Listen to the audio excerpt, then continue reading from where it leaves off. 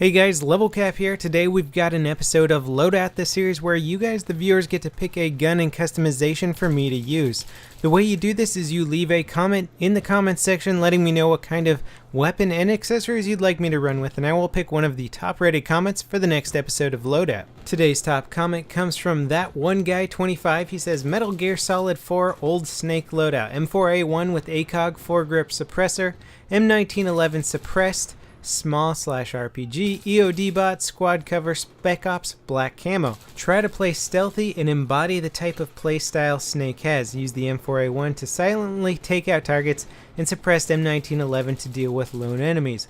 Also try to make good use of the knife, and if you're willing, use the EOD bot effectively to scout enemies ahead, even though we know you hate EOD bot. Now, I can't say that I've been a big fan of the Metal Gear Solid games. It's not that I don't like them, it's just not really my playstyle, so I never really tried them out too much. But I am familiar with them. I've seen other people play them, and I know it's all about sort of stealthier gameplay, espionage, hiding in places, and just not alerting enemies to your presence.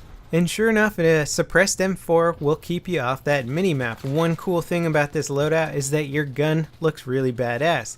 The M4A1 is a cool looking gun. I think everybody likes the AR-15 platform, at least the look of it.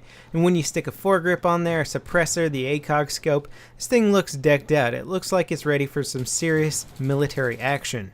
Unfortunately, these attachments in combination make for one really awkward gun. I'm not gonna lie, this is probably one of the more aggravating loadouts I've played in a while.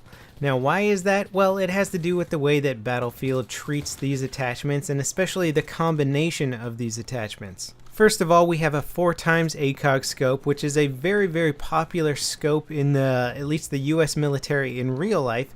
It's widely regarded as a very good scope, but in Battlefield it tends to be definitely geared for long range. Obviously it's 4x scope. It takes up a lot of the screen when you're aiming down sights.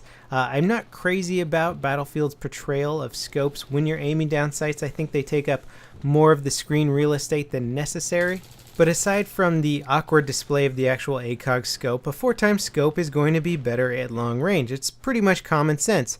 So we've got a scope that's going to allow me to be accurate at long range, yet the attachments are exactly what I don't want to use for any sort of long range targets. The suppressor on this weapon reduces my bullet velocity so significantly that it's going to be very hard to hit those long range targets, and the foregrip is going to make my aiming down sight accuracy so low that even if I can aim perfectly at targets, you're going to watch the bullets sort of flying off target. You'll notice a lot of these aiming down sight situations, especially at longer ranges, you'll see my bullets plopping all over the place. The foregrip really is hurting my ADS accuracy so much. Now, normally the M4A1 shoots bullets at 580 meters per second. This makes it one of the faster firing carbines available in terms of bullet velocity. Makes it very easy to hit moving targets and targets at long range. Even moving targets at long range shouldn't be much of a problem for the M4A1. When you slap a suppressor on this thing, the bullet velocity drops all the way down to 320 meters per second. That's even slower than the AS Val, which, if you guys are familiar with using that gun, you'll know that it's pretty hard to hit moving targets at long range with that weapon.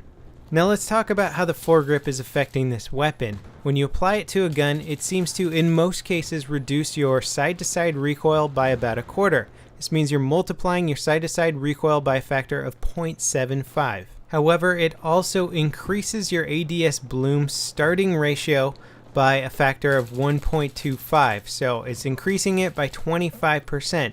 Now, your ADS starting bloom ratio is basically your base accuracy when you start firing the weapon, which increases with every shot in succession after your first shot. So if you're firing full auto, your shots become less and less accurate the longer you fire.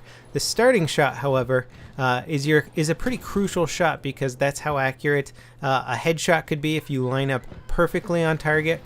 So basically, when you equip a foregrip on here, it means that your initial shots are going to be less accurate and the follow-up shots are going to be a little bit less accurate because you're starting at a base accuracy that is less accurate than before. So it's going to make those long-range shots, again, really freaking difficult. These attachments in Battlefield make no sense whatsoever when combined.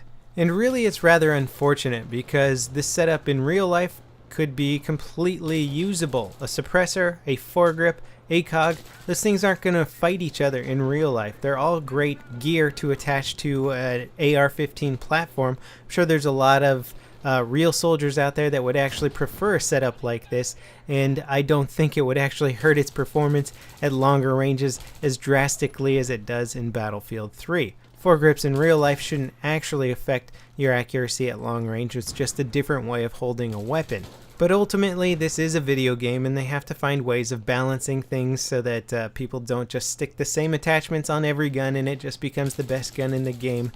We have to have a little bit of strategy in our weapon loadouts in-game, so of course they assign weird properties that may or may not actually be realistic for the real-life comparison of this weapon. Now, there are a few bright sides to running with a fully automatic weapon that's as powerful as the M4A1 with a suppressor, and that definitely becomes apparent in team deathmatch game modes. TDM is very important to stay off the minimap. It's not quite as important in games like Rush or Conquest, where you're running with a squad as frequently, or you're right next to soldiers with unsuppressed weapons. If you're standing next to a guy with an LMG who's just shooting down shots without any sort of suppressor and he's just lighting up on the minimap and you have a suppressed weapon, you're not going to really gain any benefits by standing next to him.